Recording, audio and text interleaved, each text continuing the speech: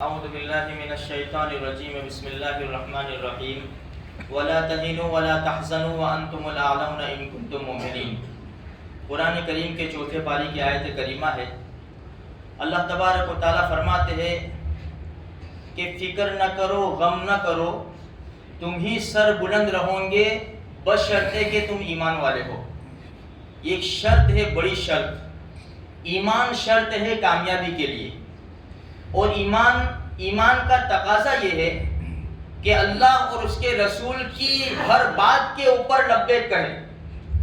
جب بھی اللہ اور اس کے رسول کا حکم آئے تو پیچھے پلٹ کے نہیں دیکھنا ہے، ہمیں آگے ہی دیکھنا ہے، پیچھے کیا نقصان ہو رہا ہے وہ نہیں، ایمان کا کیا فائدہ ہے، اللہ اور اس کے رسول کن باتوں میں راضی ہوتے ہیں، ہمیں وہ دیکھنا ہے، پیچھے سب ٹھیک ہو جائے گا انشاءاللہ۔ تو ایمان سب سے بڑی چیز ہے جو اللہ پاک نے ہم کو دیا ہے۔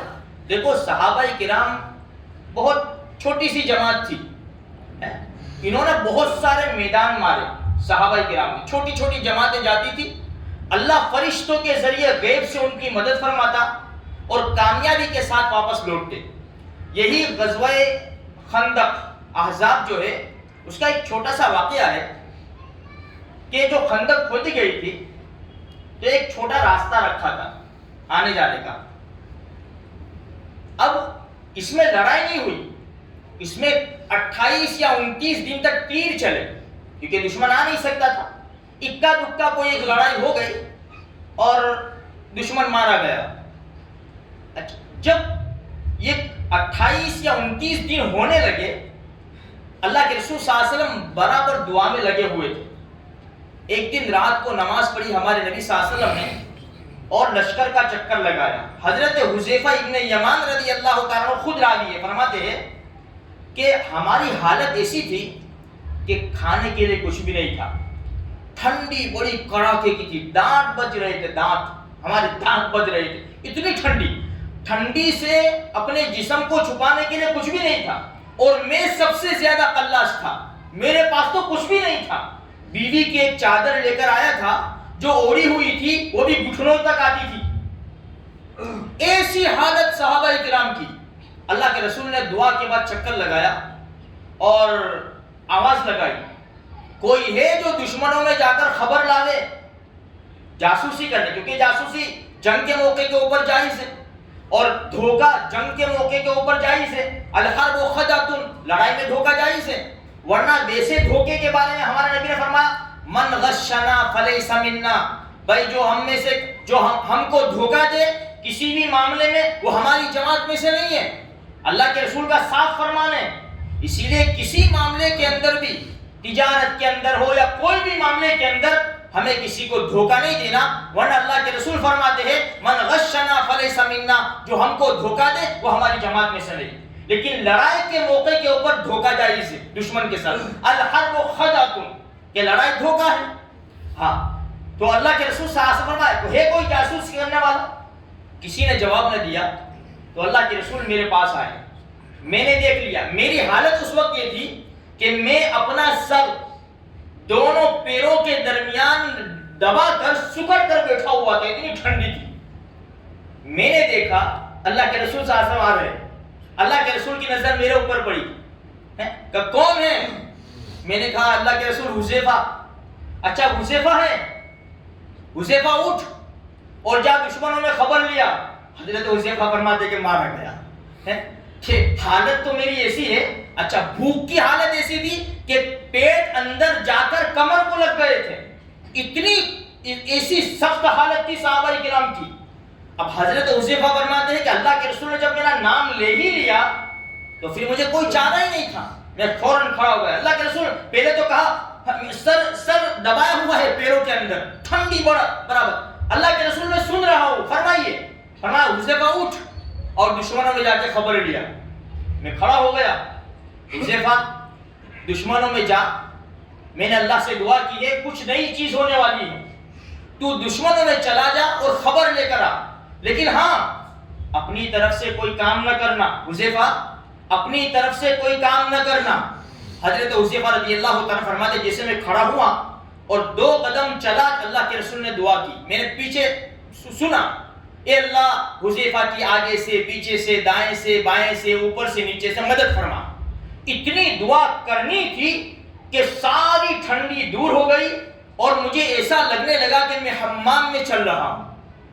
اب میں تو گیا آہستہ آہستہ, دور سے دیکھا کہ ہوائیں چل رہی ہے, بڑی کڑاکے کی ہوائیں ہے, ٹھنڈی ہے, بارش ہے, اور عجیب حالات ہیں ان کے لشکر کا. ہمارے لشکر میں کچھ بھی نہیں ہے, ان کے لشکر کے بڑی ہوائیں چل رہی ہے اور ڈیگے الٹی ہو گئی ہے اور لوگ بھاگ رہے, سواریاں بھاگ رہی ہے. میں نے عجیب حالات دیکھے. میں برابر ایسے حالات کے اندر گھس گیا, دشمنوں کے اندر گھس گیا. ہم نے سب معائنہ کر رہا تھا کہ میں نے ایک آدمی کو دیکھا کہ بڑا لمبا تڑنگا آدمی ہے اور تھوڑا سا رنگ گیہوں کلر کا ہے. وہ اپنے ہاتھ اور اپنا جسم آگ کے اوپر سیک رہا ہے. اس نے اعلان کیا کہ بھائی دیکھو کوئی جاسوس تو نہیں آیا. ہر ایک آدمی دیکھ لے اپنے ساتھی کا ہاتھ پکڑ کر. کیسا وقت ہوگا میرے بھائیوں, ہم ہوتے تو کیا ہوتا, پاجامہ خراب ہو جاتا نا.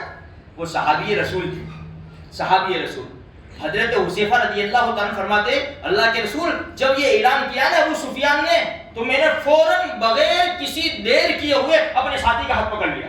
او بھائی تو کون ہے, کہ تو مجھے نہیں پہچانتا, میں فلاں قریش کا فلاں قبیلے کا. ہاں وہ تو سردار نے اعلان کیا نا اس لیے ہے, تو اللہ نے مجھے بچا لیا ہے.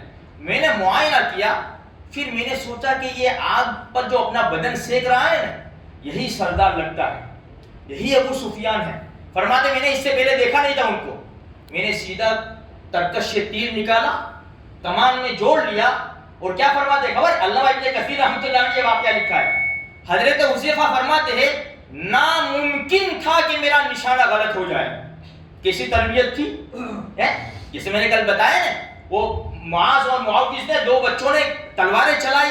کیسی تلواریں چلتی ہوگی آپ کو اگر دیکھنا ہو نا تو ہمارے بچوں کی جو انگلیاں چلتی ہیں نا فون کے اوپر, وہ دیکھ لینا, اس سے زیادہ تیز تلواریں چلائی ہوگی انہوں نے. تو حضرت حذیفہ رضی اللہ تعالیٰ فرماتے ہیں کہ ناممکن تھا کہ میرا نشانہ غلط ہو جاتا, بس بالکل مارنے ہی والا تھا. اللہ کے رسول کی بات یاد آ گئی, حذیفہ اپنی طرف سے کوئی کام کر کے مت آنا.